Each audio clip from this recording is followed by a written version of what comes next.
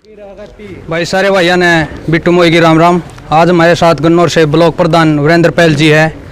Sir जी, हम अपने channel में आपका स्वागत करते हैं। नमस्कार जी, धन्यवाद आपके। कल जो करनाल में लाठीचार्ज हुआ उस पर आपका सबसे पहले क्या कहना है? उस पर ये कहना है कि कल के लाठीचार्ज में मैं वहीं पर था। पहले तो एक अधिकारी की एक वीडियो वायरल हो रही है, उनका पहले से ही मन था कि जैसे भी करके इसमें किसानों को एकत्रित नहीं होने देना, इकट्ठा नहीं होने देना है, क्योंकि इकट्ठा हो गए तो उनको काबू करना मुश्किल हो जाएगा। ये ऊपर से आदेश थे। मेरे किसी जानकार ने, कोई विभाग में जानकार है, उसने बताया था कि इकट्ठे नहीं होने देने हैं। तो उन्होंने 2-3 बार लाठीचार्ज किया। फिर हम वहाँ गए। वहाँ जाने के बाद स्वयं मैंने ऊपर उस पर खड़ा होकर अधिकारियों से बात की कि भैया अगर कोई CID का अधिकारी है या प्रशासन का कोई नुमाइंदा इसका नेतृत्व कर रहा है, वो तो सामने आ जाए, हम उससे बात करना चाहते हैं। उसके बाद अधिकारी आए तो उनसे हमने कहा भाई हमारी जो स्टेज है इसको खाली करो, हम अपनी स्टेज पर बैठना चाहते हैं और यहाँ शांति चाहते हैं। तो उन्होंने कहा कि आपकी वो खाली कर दी जाती है और आप इस पर बैठ जाओ। जब हम स्टेज पे बैठ गए और हमारे किसान भी स्टेज के समक्ष बैठने लगे तो पता नहीं उनके पास किसका कॉल आया। उन्होंने पीछे से लाठियां मारनी शुरू कर दी। अचानक ही हमारे भी पीछे से लाठी लगी और साथियों को भी लग रही है, ये लग रही, देख लो भाई साहब। तो और भी बहुत सारे साथी, तब सब लाठी लगने के कारण हमारे किसान भागना शुरू हो गए। मैं आखिर तक स्टेज पर खड़ा रहा। जब वो 5-7 आदमी इकट्ठा होकर के पुलिस वालों ने मुझे खींचा तो मैंने एक बात कही, पूछी थी उनसे, या तो अधिकारियों ने हमारे को यहाँ बैठने की अनुमति क्यों दी, या फिर अनुमति देने के बाद अब लाठी क्यों मारी जा रही है? क्या आप चाहते हो कि काले कानून से कमर नहीं टूटी तो इन लाठियों से सिर और कमर किसान मजदूरों का तोड़ा जाए? तो ये कहीं ना कहीं हमारे को मनसा वहाँ लग रही थी, यानी कहीं ना कहीं साजिश के तहत। बिल्कुल एक योजनाबद्ध तरीके के तहत किसान मजदूर हमारे साथियों के सिर फोड़े गए, उनके पैर तोड़े गए। बहुत सारे किसान वहाँ पर गंभीर रूप में घायल हैं।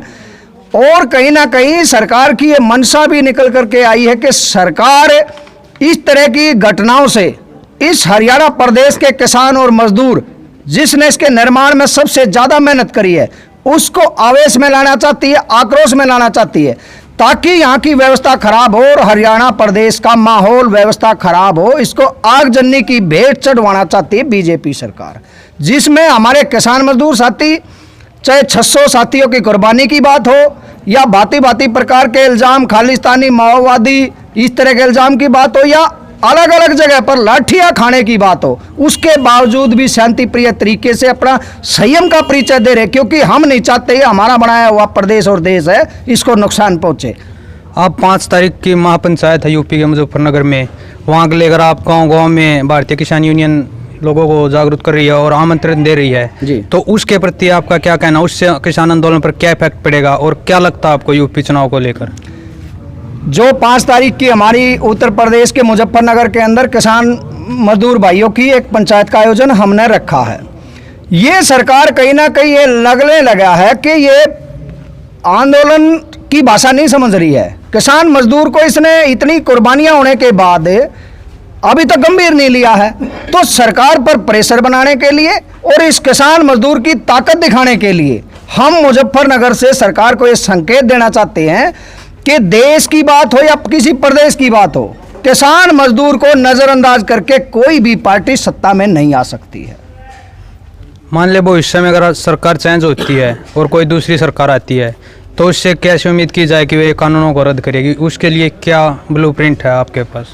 बिल्कुल भी कोई उम्मीद अभी तक हमारे को किसी भी पार्टी के पास नहीं है, परंतु तुलनात्मक दृष्टि से हम विचारधाराओं को मेल करके देखें तो कहीं ना कहीं बीजेपी पार्टी ने, तो दूसरी पार्टी आती थी उसमें अपना हमारे लिए भी कुछ होता था, लेकिन इस पार्टी ने तो कारपोरेट के यहाँ पर किसान मजदूर भाइयों की सुपारी ले रखी है, हमारे को वहाँ बेचने की सुपारी ले रखी है।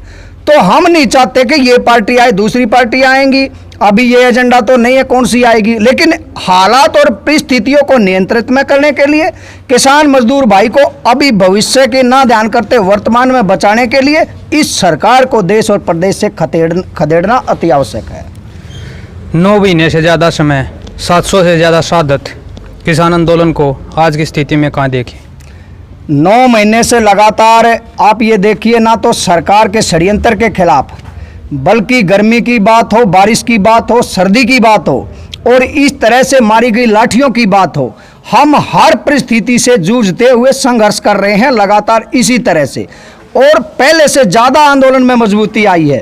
पहले जो भी हमारी संख्या थी, हमारा आंदोलन की एक तस्वीर थी, वो दिल्ली के चारों तरफ बॉर्डर के ऊपर था। लेकिन अब सरकार को ये आपके मीडिया के माध्यम से पता चल गया है कि गांव दर गांव इस तरह से लोग पंचायत करके इकट्ठे होकर के कमेटियां बनाई जा रही हैं। तो आंदोलन अब हर घर तक पहुंच चुका है, हर गांव तक पहुंच चुका है। अब आंदोलन पहले से कई गुना ज़्यादा मजबूत है।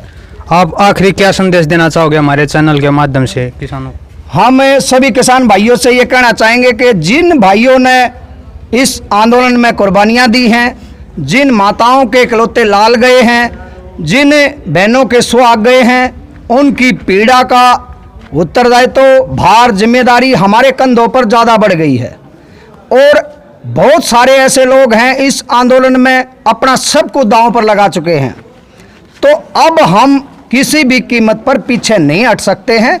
आप सभी साथी ज़्यादा से ज़्यादा इसमें सक्रिय हों और संगठन से जुड़कर ही सरकार को अपनी ताकत दिखाने का काम करें। किसान मजदूर एकता जिंदाबाद! किसान मजदूर एकता जिंदाबाद! तो ये थे हमारे साथ गन्नौर ब्लॉक के प्रधान वीरेंद्र पहल जी। आपने वीडियो किसी लगी कमेंट करके जरूर बताइए। तब तक के लिए जय हिंद, जय भारत, जय किसान।